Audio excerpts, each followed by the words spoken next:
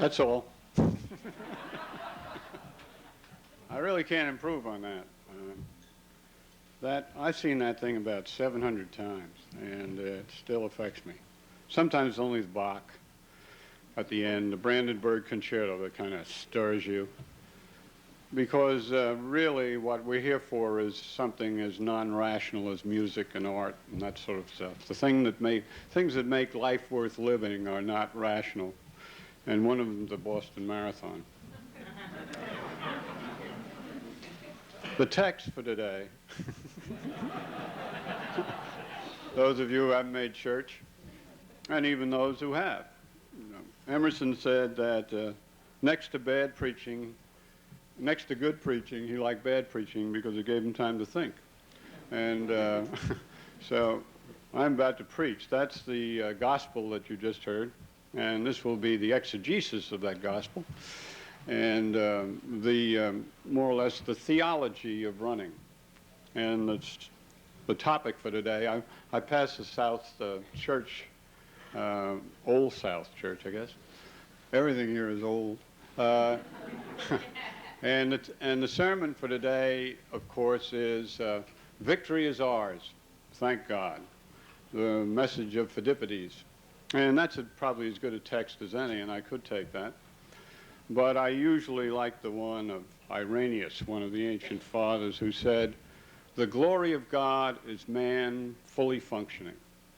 And using that text, I'd like to talk about why we race. We are gathered, you see, in the home of the race, the race. There are other races, but this is the race. My father used to call Boston the Mecca of medicine, and it's here really where American thought was generated.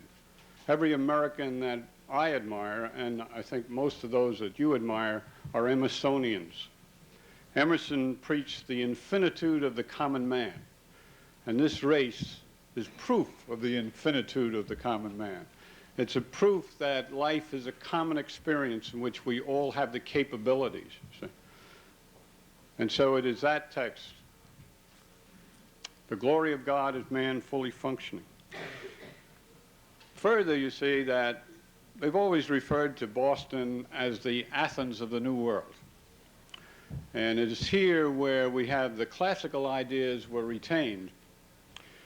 And so what I'd like to do today is describe to you my idea of why we race. Now, in the beginning of that film was, why do we run? People, non-runners watch and wonder why we run.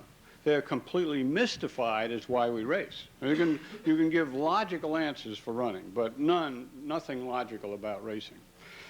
And what I'd like to do is suggest to you that there are three elements to the race, and they are of Greek origin. The first is what the Greeks call ascesis, or training.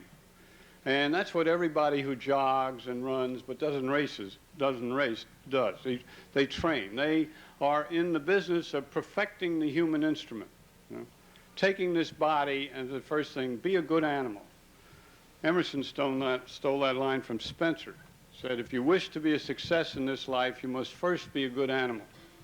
I remember when I first started back in the 60s, there were no races. So I joined a high school cross-country team and made the JV. And I know, I used to come down that last 200 or 300 yards and they start yelling, animal, animal, animal. That was to mean go berserk, go berserk. Later I heard Billy say one time, our Billy, is there any other Billy? I heard Billy once say, if you want to win a race, you have to go a little berserk. So if you wish to be a success in this life, you have to be a good animal. And it's really something on this day to be saying, because it's the equivalent of what St. Paul said when he said, put on the new man. The new man is not tempted to do bad, you see. The new man has no inclination to do anything other than that's good. And when we become the good animal, you see, we begin to operate as if we belong here. Paul White, I've got, these names keep coming up when you go in Boston. I saw the Paul Dudley White bicycle trail next to the Charles. Paul White, when he was 80, the great cardiologist, when he was 80, was tooling around Boston on his bike. But one of his sayings was, we were meant to be field animals. See, these things recur over the centuries. Nothing new about health. Nothing new about health. The child born in the 5th century BC was the same as one born today. All the rules were established back in Greece. And here's White saying, you know, to the amazement of his fellow physicians, we were meant to be field animals. That cut down his practice probably in half right there.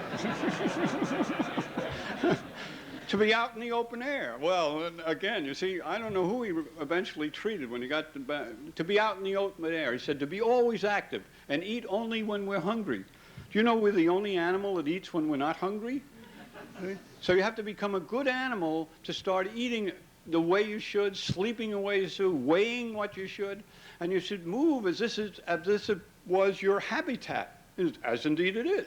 We should feel as home here as Arnold Palmer feels on a golf course, because we become good animals, and that's the first thing that happens in this ascesis. The athletic training, the mental training, that was the Greek word for training, and they train the body as they train the mind.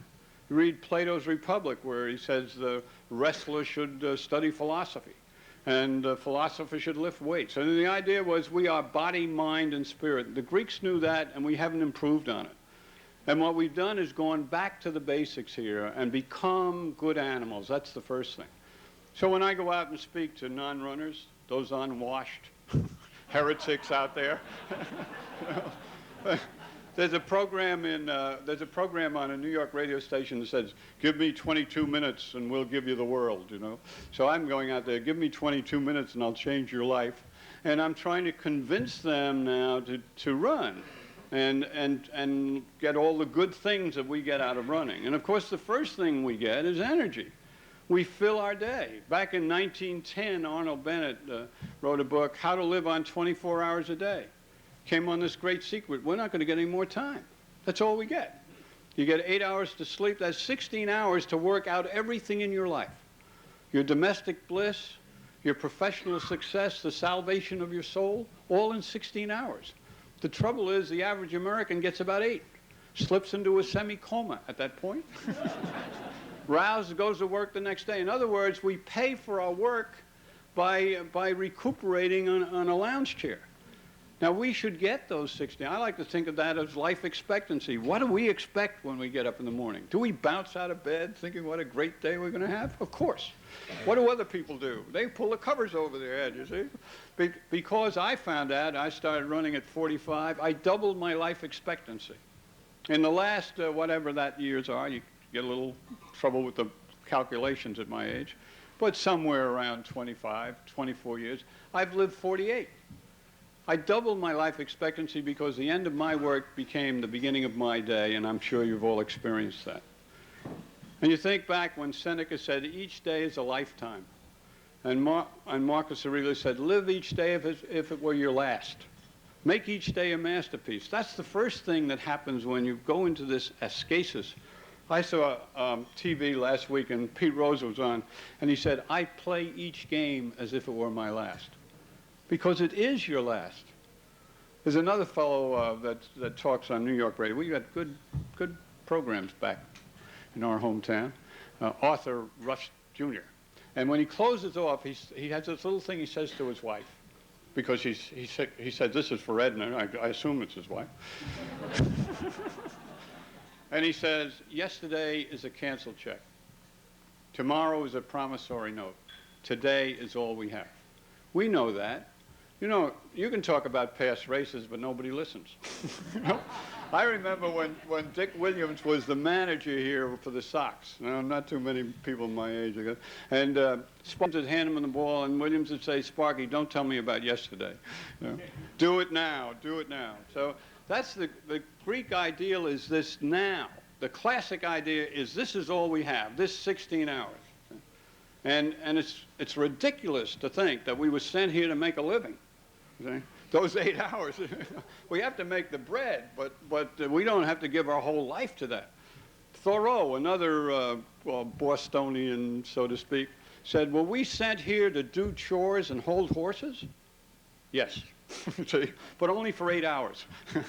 The other 8 hours is for ourselves, and that's what the ascesis is. See, the Greeks' idea was that you made this self. You were a work of art. And then you took this self and inserted it in your life, which was a work of art. And we've started with that. I've seen more works of art around here at this expo. Unbelievable. I mean, the people here are so alive, so bright. The eyes, you tell it in the eyes. I remember De Quincey said, if women knew what exercise did to their eyes, he said, they would all be walking 10 miles a day.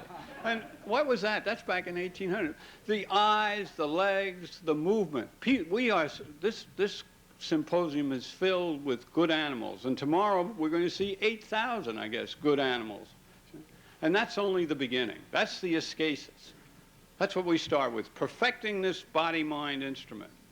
And now we take it to the second thing that the Greeks spoke about, and that was the agon, the agony, the struggle, suffering pain, going through pain to self-discovery.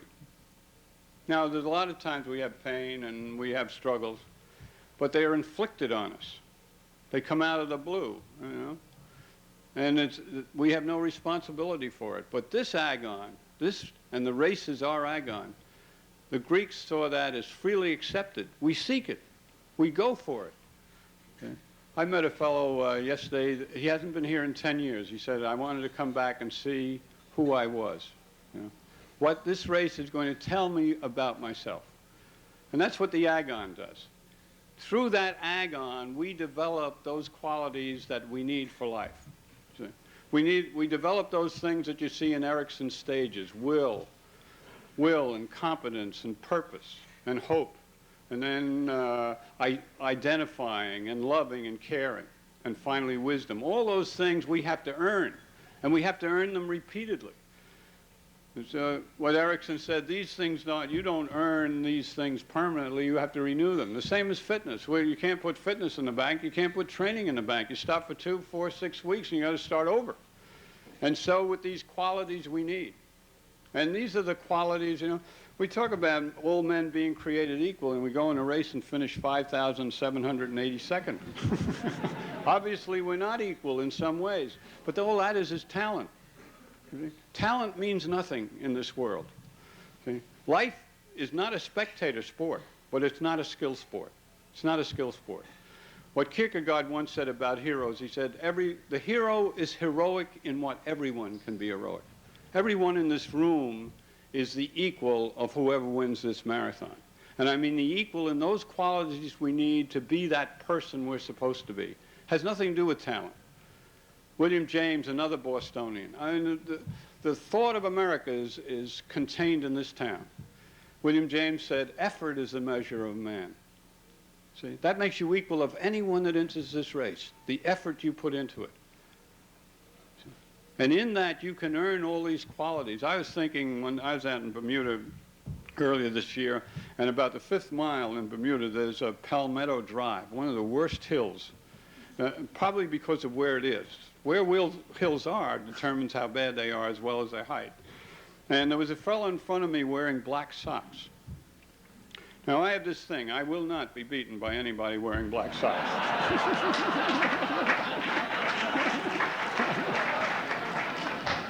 And especially someone in my age group.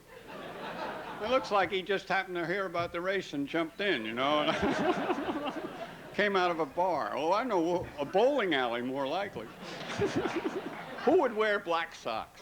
You know? So here's Palmetto Hill, and I'm going into it. I pass this fellow, brief triumph, because instantly I'm into the hill. And now, here's what you learn. I'm going up that hill. Now it's me against the hill. See? And about halfway up, it's not me against the hill anymore. It's me against me. Because I'm the one now that I have to, and the enemy is not just with me, it's part of me. And that's what we find in the race. It's that all these things we have to develop are here. The fight isn't against anybody. It isn't with the runner next to you. It isn't with the elements. It's inside. And it's inside to develop all these things we need. You see? The race is one of the great training places of all time. I was thinking of who's the greatest teacher we've ever read about in literature. And to me, it's Merlin. Merlin the magician, you know, who was the tutor for King Arthur in The Once and Future King. Great book. How did he teach Arthur? With textbooks, see? Encyclopedia Britannica. He knew everything. He knew everything. But he didn't tell Arthur anything. He didn't tell Arthur a thing. What he did to Arthur was he turned him into a fish. Then he turned him into a bird. Then he turned him into an animal. He learned through his body. And you read that book and you can see this Arthur growing through his own experience. That's what we've done.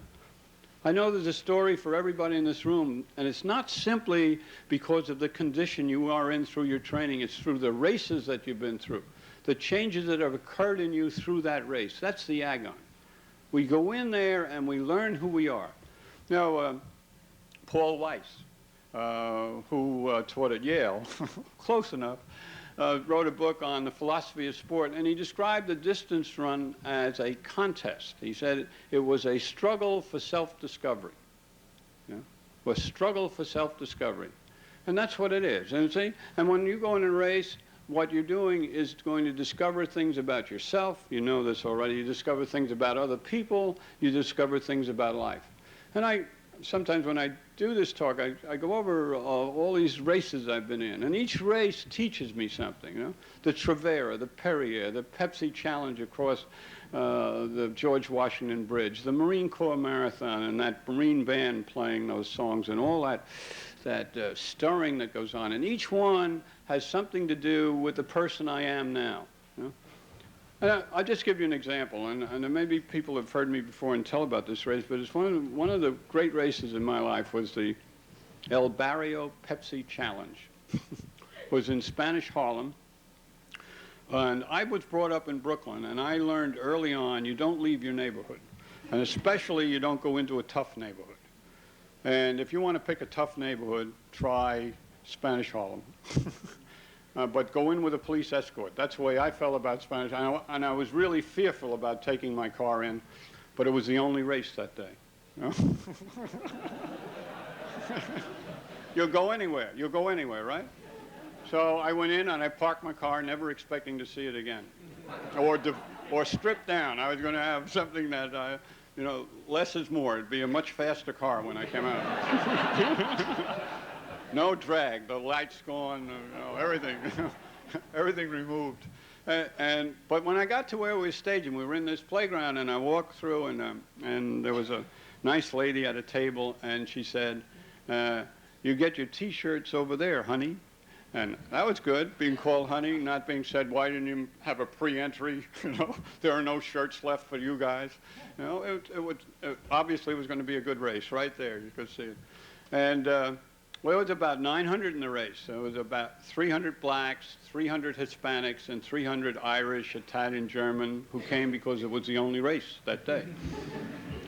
And then as we started to the line, it was like any other race. You could feel the electricity, the apprehension. Everybody's kind of getting into themselves, You know how it is before a race is that camaraderie that occurs, the peace and the embracing and all that's afterwards. You see, right now everybody's in here and embracing. It's this just before the battle mother type of mood you get into. Write a last letter home. And we get on the line and the gun goes off and it's just like every other race. We're part of a mob. We're going out and doing all those things. And after I run a mile and I'm hurting and I'm just in this bunch of runners. And incidentally, last Saturday, I ran a race of all women, 150 women and me. There was no other race. So I asked the lady, could I run? She said, if you had a court order, I wouldn't let you. But if you want to run, you can.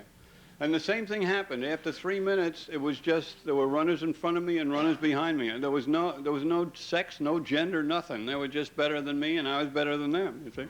But anyway, at 3 minutes, you run a mile, and you look down, it's 3 minutes. You know that thing? Holy gosh! And then it's going to be, you got about another 40 minutes of hell out there. And it's never going to get any better. People talk about the second wind out there, forget it. It never gets better. And then and there's nothing that leads to brotherhood quicker, you see, than dyspnea, the shortness of breath. Pain, all these things. And so that's the way we went. We were going along the along the New York Marathon course, parts of it. And up in that area, everybody calls me Pops. You know, here I'm getting this, come on, Pops, you can do it, Pops. And I was running next to a lady who was being told to use that body, honey.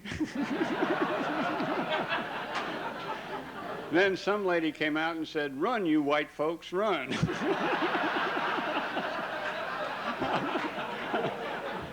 Anyway, well, it was just a great, and we came down Fifth Avenue, the firemen had their hoses out for us, and it was just one of those great things. We came back, and now we were going to the playground, and there's this chute of cheering people, and you could already hear the music and smell the ribs. And we had this great time, and everything, and lots of speeches, and most of the trophies went to Louis and Jose and people like that, but I won one, and Joe Burns won one. He's a 50-year-old Irishman who had emigrated to New Jersey. He insisted on speaking, and he got up and said he had been born two blocks from here, and this was one of the great days of his life. And I'm from Brooklyn, so I had to speak. And I got up and I said, that goes double.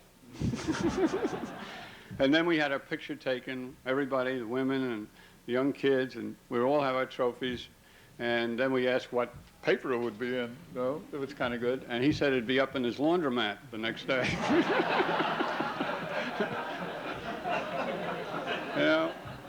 And I drove my hour and 15 minutes home to New Jersey in this blanket of good feeling and peace and feeling, you know, life had meaning. It only lasts for about 4 days, as we know, but it was fantastic. And I started to think back about that day and why it was so good and what we do every weekend, what that race contains, and what made this group of disparate people so close for that period of time. You know? And I decided it's one thing. First of all, it was play. That's what the race is. It's play. It removes us from the real world. It's tough out there, you see, but it's not. And so we are separated from all the rational things about life, making a living and all those things, IRS and Medicare, and oh God, you know. And here we are for once in this Eden. I remember Robert Cromie, the critic of the New York on Chicago Times, used to call a golf course another Eden. And it is. Golf courses are beautiful. Those guys are the haves. You know, they're riding around. They all have green trousers. They have this great decor, I would say. Well, so they have all the money, and they have these great places. I was down in Augusta recently, tried to run on that course. It's impossible. They got security guards, and they don't allow us in their Eden. But we had an Eden in Spanish Harlem. That play in that El Barrio was our Eden. So the first thing is play, and the second thing is pain.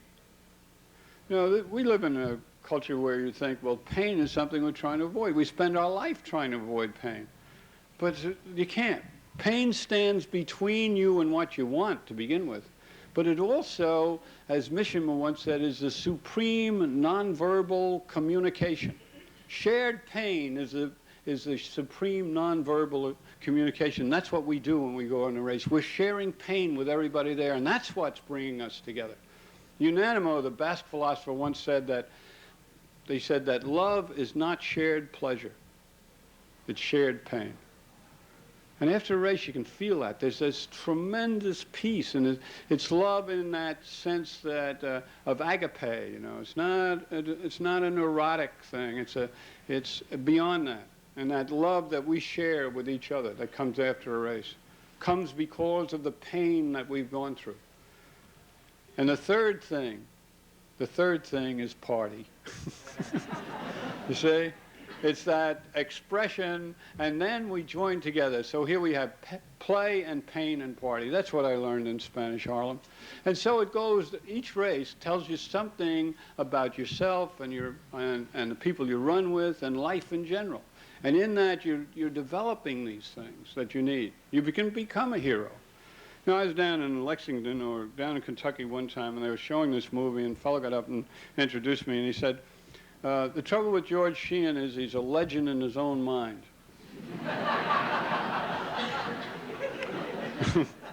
So I said, I am, and everybody must be. If you don't think you're a hero, you're in trouble. We've got to. We're writing our own novel every day.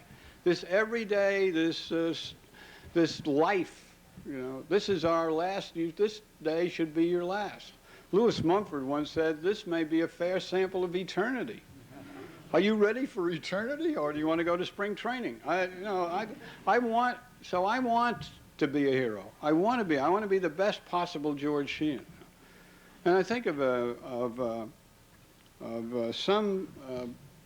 Houseman's saying that those whom fame outran and the legend died before the man.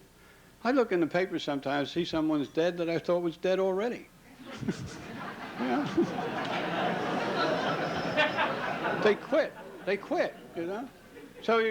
So it's suiting up every day. It's suiting up every day and going out there and giving 100%, and that's what you learn. And we're athletes. The word athlete comes from a Greek word meaning struggle and prize.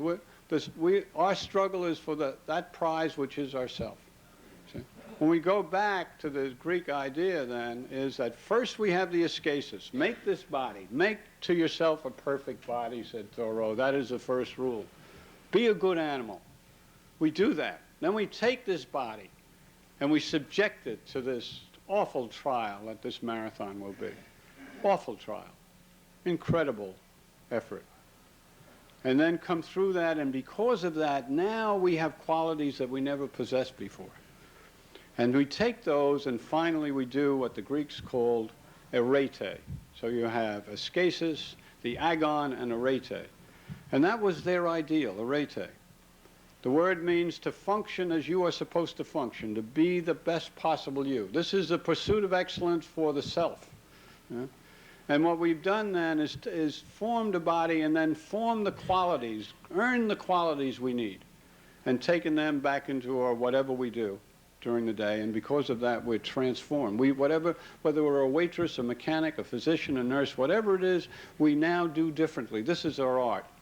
And we do it differently because we have become runners and racers, and in the process have developed arete. It's a question. Bucky Fuller once said that when you design something, you don't have to make it beautiful. Said if it functions as it's supposed to function, it will be beautiful. That's us too. If we function as we are supposed to function, we will be beautiful, and we will be true. These are the Greek ideals.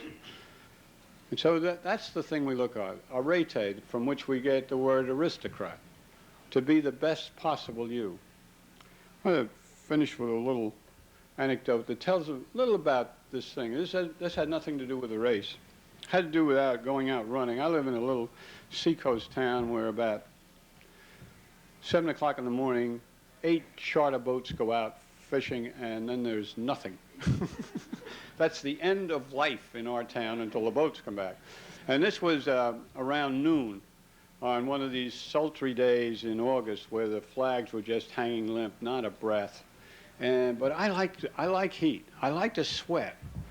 Now, Mishima, the Japanese writer, once said that pain is the only proof of consciousness. I hurt, therefore I'm alive.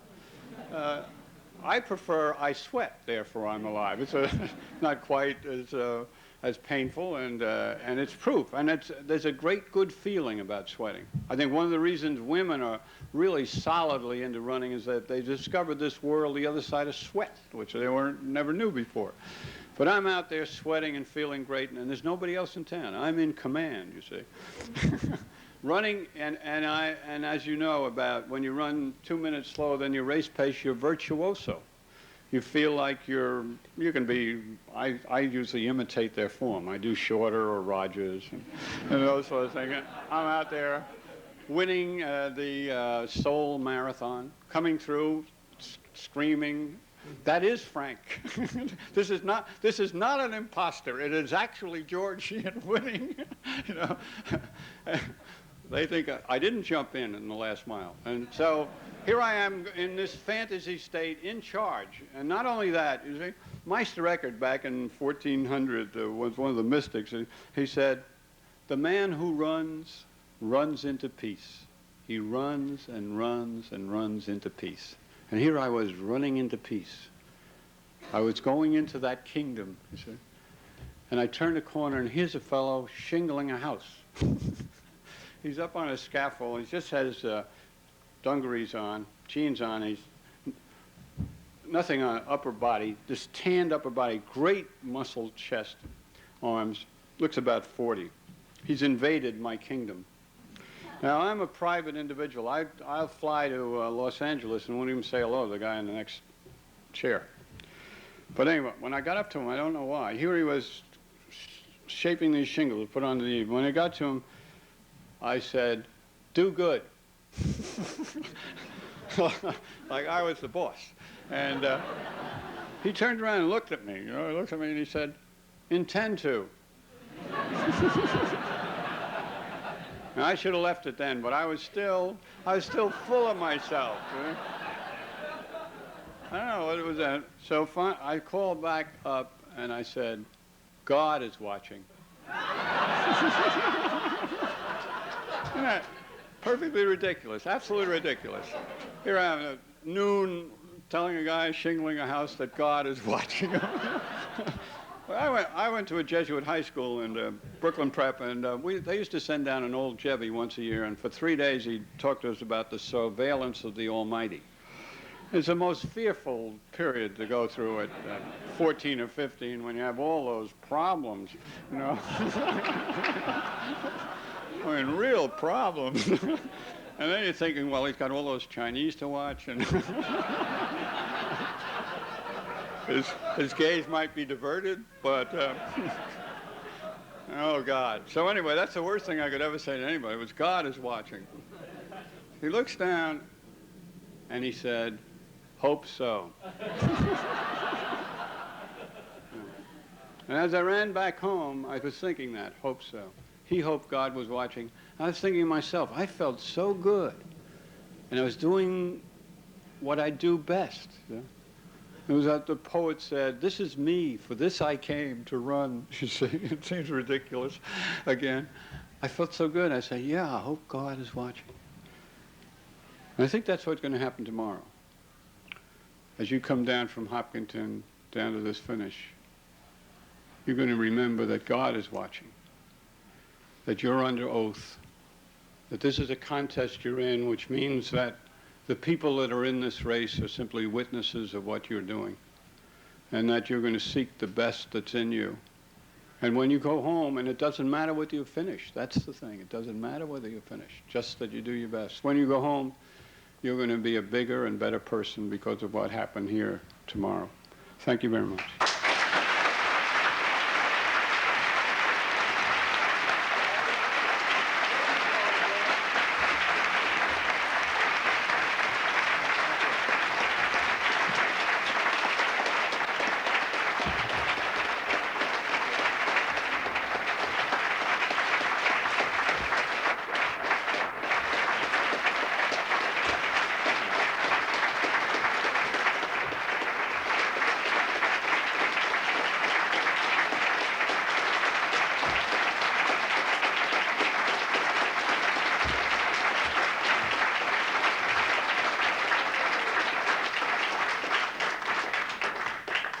The last time I cried was at John Havlicek's last game.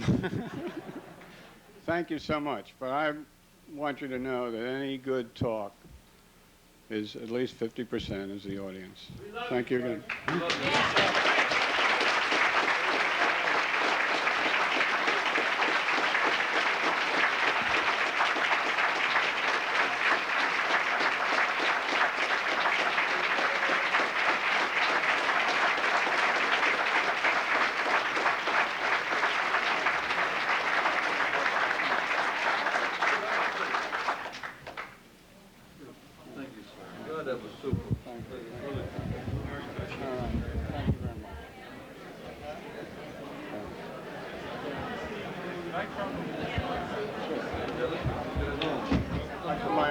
What's your name?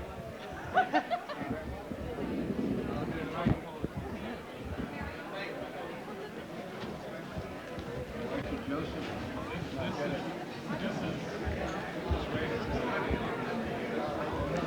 next clinic will be starting in 5 minutes. It's on cross-training for runners, featuring elite triathlete Scott Molina, top coach Jack Daniels, and Dave McGillivray.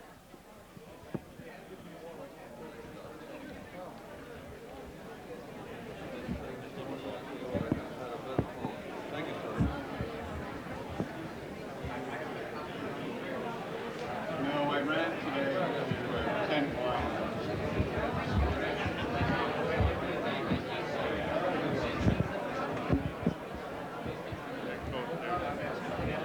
Oh, wonderful. Thank you. To play or not to play? Absolutely essential, right? Thank you.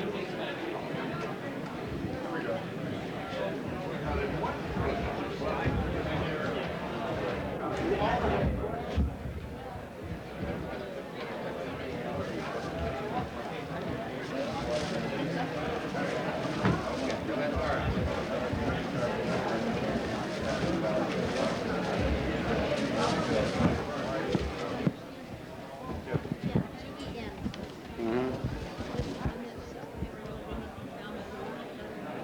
Yes, but I'm not sure I can do it, so we'll have to wait.